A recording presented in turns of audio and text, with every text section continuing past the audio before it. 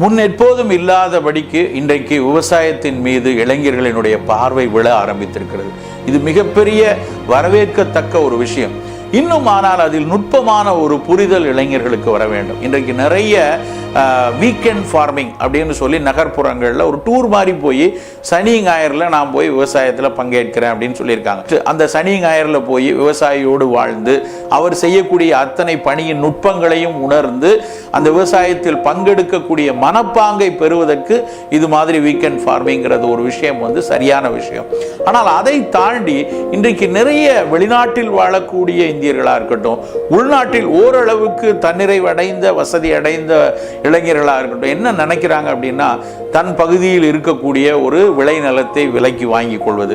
நான் கொஞ்சம் இன்வெஸ்ட் பண்ணுறேன், நான் கொஞ்சம் லேண்ட் வாங்கிக்கிறேன், வாங்கிட்டு நானும் அக்ரிகல்ச்சர் பண்ணுறேன். இதில் பெரும்பாலும் என்ன நடக்கிறது அப்படின்னா, நான் ஒரு 10 ஏக்கர் வச்சுருக்கேன், நான் ஒரு 5 ஏக்கர் விலைக்கு வாங்கிட்டேன். ஏன்னா முதல் விஷயம் இதில் என்னென்னா, விலை கொடுத்து வாங்கும் திறன் குடைத்த ஒரு முதலாளித்துவ பார்வையில் வாங்கக்கூடிய மக்கள் தான் இன்றைக்கி நிறைய இருக்காங்க. அப்படி வாங்கிவிட்டு பக்கத்தில் யாராவது எனக்காக விளைச்சல் பண்ணி பக்கத்தில் யாராவது உழவு செய்து எனக்காக அதை நல்ல உற்பத்தி செய்து நல்ல விலைக்கு எனக்கு கொடுப்பார்களா, இது ஒரு பார்வை. இன்னொரு பார்வை, எனக்கான ஒரு இயற்கை விவசாயத்தை, எனக்கான ஒரு இயற்கை உரங்களை போட்டு என் குடும்பம் நல்லா இருக்கணுங்கிறதுக்காக நான் கொஞ்சம் பண்ணிக்கொள்ளவா அப்படிங்கிற மாதிரி பார்க்கக்கூடிய பார்வை இருக்கிறது. இதெல்லாம் தாண்டி நாம் இளைஞர்கள் வேறு மாதிரியான ஒரு புரிதலை கொண்டு வரும். இன்றைக்கு விவசாய தொழிலில் ஏராளமான விவசாயிகள் கடன்பட்டு கண்ணீரோடு அதை விட்டு நகர்ந்து விடலாமாங்கிற எண்ணத்தில் தமிழகம் எங்கும் இந்தியாவும் எங்கும் நிறைய பேர் இருக்காங்க. ஆனால் இளைஞர்கள் அவர்களோடு இணைய வேண்டும். அவர்களை வாங்க முற்படுவது, அந்த இடத்தில் அவர்களை நகர்த்தி நாம் போய் அமர்ந்து கொள்வது அப்படிங்கிறது ஒரு சரியான பார்வையாக எனக்கு புலப்படலை.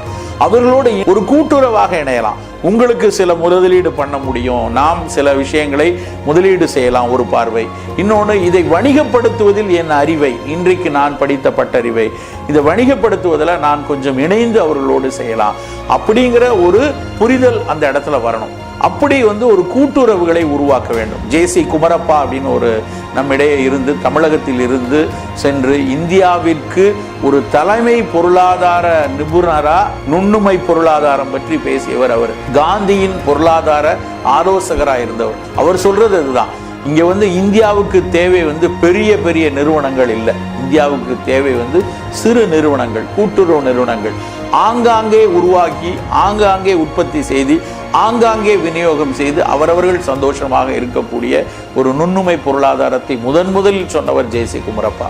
அவருடைய நுண்ணறிவு அதை இளைஞர்கள் எடுத்துக்கொண்டு இன்றைக்கு இருக்கக்கூடிய கணினி தொழில்நுட்பம், உற்பத்திக்கு உதவி செய்யக்கூடிய நவீன தொழிற்கலங்கள், நம்முடைய இயற்கை புரிதலை, இயற்கை உரங்களை வைத்தும் பூச்சிக்கொல்லி இல்லாமல் எப்படி அந்த விவசாயத்தை நல்லா கொண்டு வர முடியுங்கிற அந்த அறிவை வைத்திருக்கக்கூடிய விவசாயிகளும் இணைந்து அந்த பண்பாடும் அந்த அறிவியலும் ஒன்றாக இணையும் போது அதில் கிடைக்கக்கூடிய பலன்களை இருவரும் பகிரக்கூடிய ஒரு மனோபாவம் வர வேண்டும். அப்படியான அமைப்புக்கு இளைஞர்கள் நகர்வதுதான் இன்றைய இளைஞர்களுக்கு மிக அத்தியாவசியமான ஒரு தேவை.